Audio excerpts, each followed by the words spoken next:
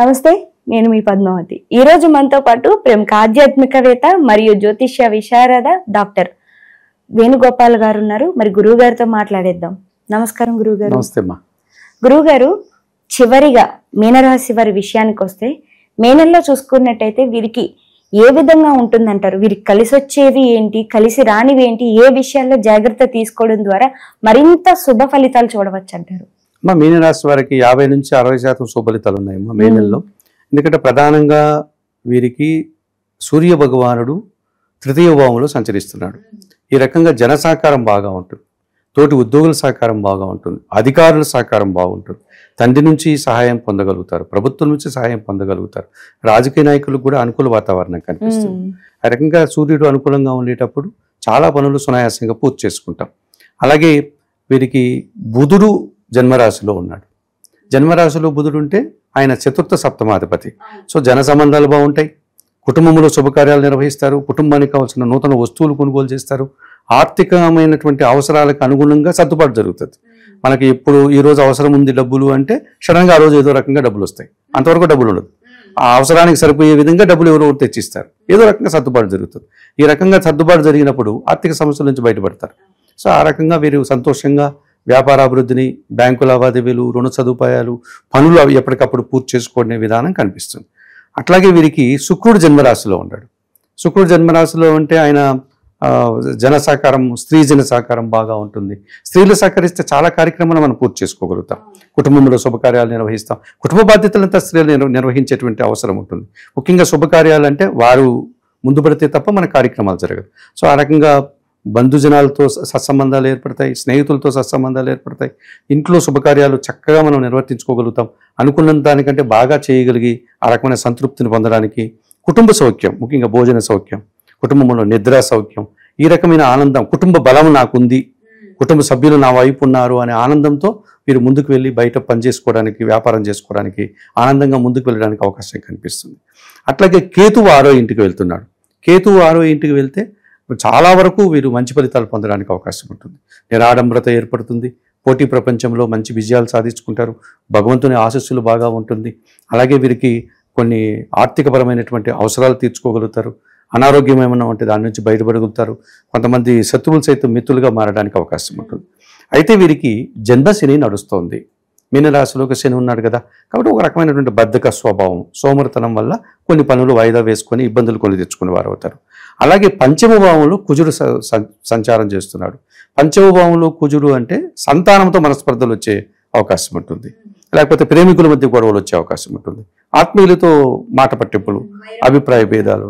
అంటే ఎక్కడ స్నేహం ఉందో అక్కడ శత్రుత్వం, ఎక్కడ ప్రేమ ఉందో అక్కడ ద్వేషం, ఎక్కడ ఇష్టం ఉందో అక్కడ ఇష్టం. పంచమ స్థానాన్ని చెడగొట్టేస్తాడు ఈ కుజుడు. ఏదైతే మంచి పనులు జరగాలో అవన్నీ రివర్స్ అయ్యేటువంటి ప్రమాదం కనిపిస్తుంది. అయినా అక్కడ కుజుడు అంత బలంగా కూడా లేడు కర్కాటకంలో, అయినా మనస్పర్ధలు వచ్చేటువంటి అవకాశం కనిపిస్తుంది. అలాగే వీరికి రాహు అంత అనుకూలంగా లేడు, జన్మశనిలో ఉన్నాడు, మళ్ళీ వ్యయంలోకి వెళ్తాడు. కనుక ఈ రాహువు, పంచమ కుజుడు, ఈ జన్మశని, ఈ మూడిటికి పరిహారాలు నిర్వర్తించుకోగలిగితే చాలు, మిగతా అన్ని అనుకూలంగా ఉన్నాయి. గురుగారు, మరి విద్యార్థుల విషయానికి వస్తే విద్యార్థులకు ఏ విధంగా ఉందంటారు? గురువు ఈ మీనరాశి వారికి జన్మరాశ్యాధిపతి, దశమాధిపతి చతుర్థంలో ఉన్నాడు. చతుర్థంలో మిశ్రమ ఫలితాలు ఇస్తాడు గురువు, పూర్తి వ్యతిరేక ఫలితాలు ఇవ్వడం. అట్లానే చెప్పి పూర్తిగా సుఫలితాలు ఇవ్వడం. 50% సుఫలితాలు ఇస్తాడు, 50% కొంచెం ప్రతికూల ఫలితాలు ఇస్తాడు. ఈ విద్యార్థులకు బాగుందని చెప్పుకోవచ్చమ్మా. అంటే ఓహో అని వారు ఊహించినంత మార్కులు రాకపోవచ్చు, బట్ మంచి మార్కులతో వారు ఉత్తీర్ణులు అవుతారు, మంచి మార్కులతో వారు పై చదువులకి సంపాదించుకోగలుగుతారు, అక్కడ సీట్లు సంపాదిస్తారు.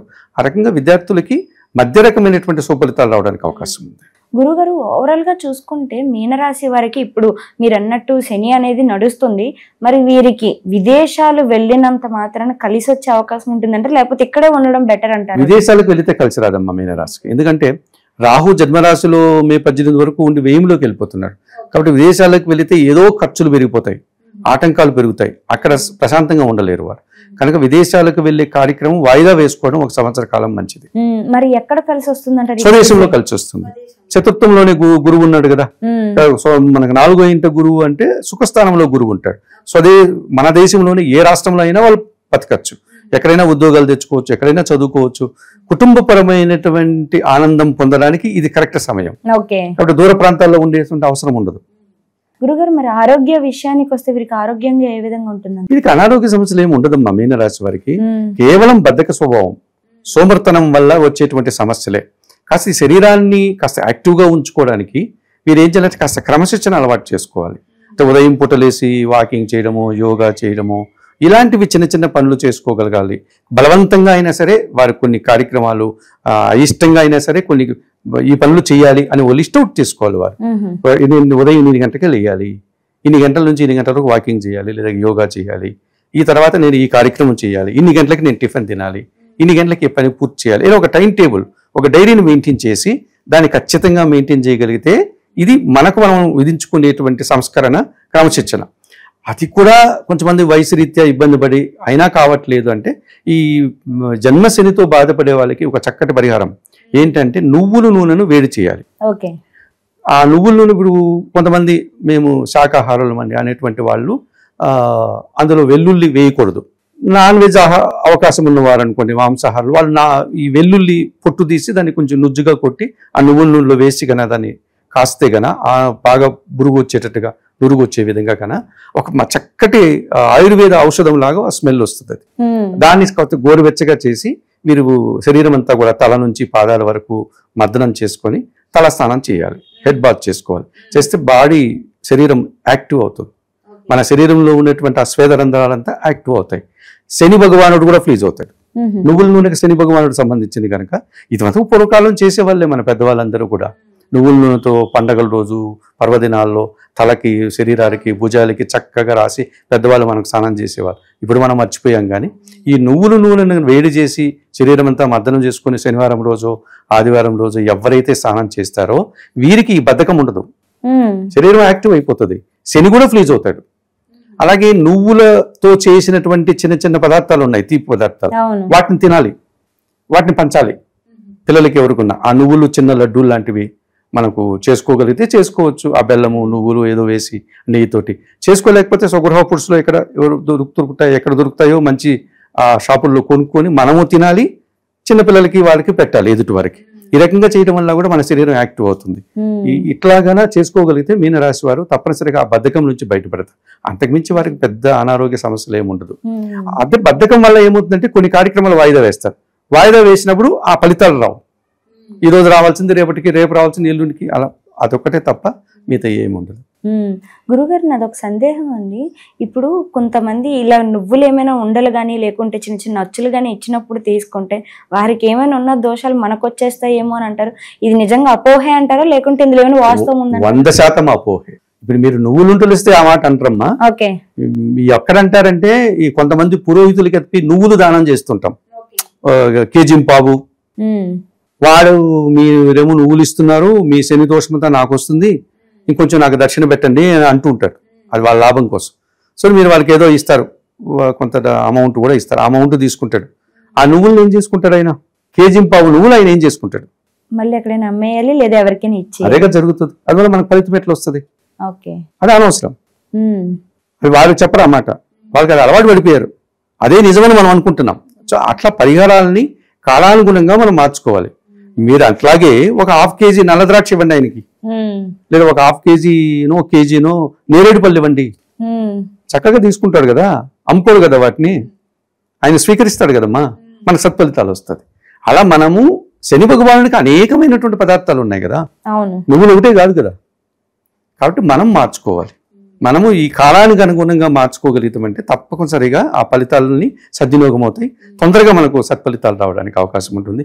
మనము శనికి పరిహారంగా ఎవరికైనా నేరేడు పళ్ళు, నల్ల ద్రాక్షను, నువ్వులుండలు ఇస్తే మన శని ఎవరికి పోదు, వారికి ఇంకా మంచి జరుగుతుంది. అది అర్థం చేసుకో. గురుగారు, ఇంకా చివరిగా పరిహారాల విషయానికి వస్తే మీనరాశి వారు ఏదైనా దేవాలయాన్ని దర్శించడం ద్వారా లేదా ఏదైనా మంత్రాన్ని పఠించడం ద్వారా కానీ వీరికి ఉన్న కష్టాల నుంచి బయటపడడానికి ఎటువంటి అవకాశాలు ఉన్నాయి? దశరథ కృత శని స్తోత్రం అని ఒకటి ఉందమ్మా, చాలా పవర్ఫుల్ శని స్తోత్రం. అంటే శ్రీరాములు వారి తండ్రి దశరథుడు ఆ శని స్తోత్రాన్ని రాశారు అని చెప్తారు. ఆ స్తోత్రము మనకు అందుబాటులో ఉంది, అన్ని పుస్తకాల్లో ఉంది, గూగుల్లో ఉంది, యూట్యూబ్లో ఉంటుంది. దాన్ని చక్కగా డౌన్లోడ్ చేసుకొని విన్నా దాన్ని నేర్చుకున్నా ఈ శని దోషం నుంచి బయటపడచ్చు. శనీశ్వర ఆలయానికి వెళ్ళి అక్కడ పూజలు నిర్వహించిన, ఈశ్వరుని ఆలయానికి శనివారం వెళ్ళి పూజలు చేసిన, ఆంజనేయ స్వామి ఆలయానికి శనివారం వెళ్ళి పూజలు చేసినా మనం ఈ శని దోషం నుంచి బయటపడడానికి అవకాశం ఉంటుంది. కాబట్టి ఎలాంటి భయపడాల్సిన పని లేదు. మీనరాశి వారికి శని దోషం నుంచి బయటపడడానికి ఈ పరిహారాలు సరిపోతాయి. కాకపోతే వీరికి పంచమ కుజుడు ఉన్నాడు కదా, వాడి కాస్త ప్రమాదకారి. ఈ పంచమ కుజ దోషం నుంచి బయటపడాలంటే సుబ్రహ్మణ్య స్వామిని ఆరాధించాలి. సుబ్రహ్మణ్య స్వామికి చక్కగా మంగళవారం రోజు మనమే ఒక చిన్న సుబ్రహ్మణ్య స్వామిని శూలం పెట్టుకొని నిల్చో ఉంటారు కదా, ఆయన తెచ్చుకొని విగ్రహం పెట్టుకొని వల్లి దేవసేన అమ్మవారితో ఉన్నా పర్లేదు, ఆయన ఒంటరిగా ఉన్నా పర్లేదు, ఆయన కాళ్ళ దగ్గర మాత్రమే ఒక చిన్న నెమలి పాము ఉంటాయి, సహజంగా ఆయన శూలం పెట్టుకొని ఉంటారు. ఆయన్ని కన్నా మనం అభిషేకం చేసుకోగలిగితే పాలతో కానీ పసుపు నీళ్ళతో కానీ నీళ్లతో కానీ ఇలా చక్కగా అభిషేకం చేసి ఆయనకి చందనం బొట్టు కుంకుమ పెట్టి మందారం పూలు లేకపోతే గులాబీ పూలు ఆయన పాదాల దగ్గర పెట్టి దానిమ్మ గింజలు నైవేద్యంగా పెట్టి సుబ్రహ్మణ్య కరావలంబ స్తోత్రాన్ని చదివి కందిపప్పు ఎవరికైనా దానం చేస్తే, ఇప్పుడు బ్రాహ్మణులకే ఇవ్వాలని రూ లేదమ్మా, బ్రాహ్మణులకి ఇవ్వడం వల్ల వాళ్ళకి ఎక్కువైపోయి వాళ్ళ షాపుల్లో ఇచ్చుకుంటున్నారు. మీ ఇంట్లో పని చేసే పనివారు, మీకు ఇంట్లో చిన్న చిన్న పనులు చేస్తారు కదా, బట్టలు ఉతకడము పాత్రలు కడగడం, వాళ్ళకి ఇవ్వండి. లేకపోతే మన అపార్ట్మెంట్ దగ్గర వాచ్మెన్కి ఇవ్వండి, సెక్యూరిటీ వాళ్ళకి ఇవ్వండి, తెల్లవారితో మన రోడ్లు ఊడుస్తూ ఉంటారు కదా మున్సిపాలిటీ వాళ్ళు, ఆ సేవకులు ఉంటారు కదమ్మా, వాళ్ళకి ఇవ్వండి. చక్కగా అపురూపంగా వాళ్ళకి ఎవరు ఇవ్వరు, వాళ్ళకి ఇస్తే చక్కగా వండుకుంటారు. ఇలా కందిపప్పు దానం కానీ బియ్యం దానాలు కానీ ఇలాంటిది పేదవాళ్ళకి ఇవ్వండి. తీసుకునే బ్రాహ్మణోత్తములకు ఇవ్వండి, తినేవారికి. కొంతమంది తీసుకుని తింటారు, అటువంటి తినేవాళ్ళకి ఇవ్వండి. అందరూ వాళ్ళకే ఇచ్చి వాళ్ళు తినకుండా దాన్ని అమ్ముకునే పరిస్థితి, మీరు అన్నట్టుగా నువ్వులు ఇస్తే వాళ్ళు అమ్ముకుంటారు, అటువంటి వాళ్ళకి ఇవ్వడం వల్ల ఫలితం ఉండదు. ఈ రకంగా మీరు ఈ సుబ్రహ్మణ్య స్వామిని ఆరాధించి ఈ కుజదోషం నుంచి బయటపడవచ్చు, కందిపప్పులు దానం చేసుకోవచ్చు, సుబ్రహ్మణ్య కరావలంబ స్తోత్రం చదువుకోవడం వల్ల మంచి ఫలితాలు రావడానికి అవకాశం ఉంటుంది. చాలా చక్కగా వివరించారు గురుగారు. అయితే మీనరాశి వారికి ఏ విధంగా ఉంటుందో పాటుగా పరిహారాల విషయంలో కూడా ప్రతిదీ కూడా చాలా చక్కగా వివరించారు. ధన్యవాదాలు గురు. నమస్కారం.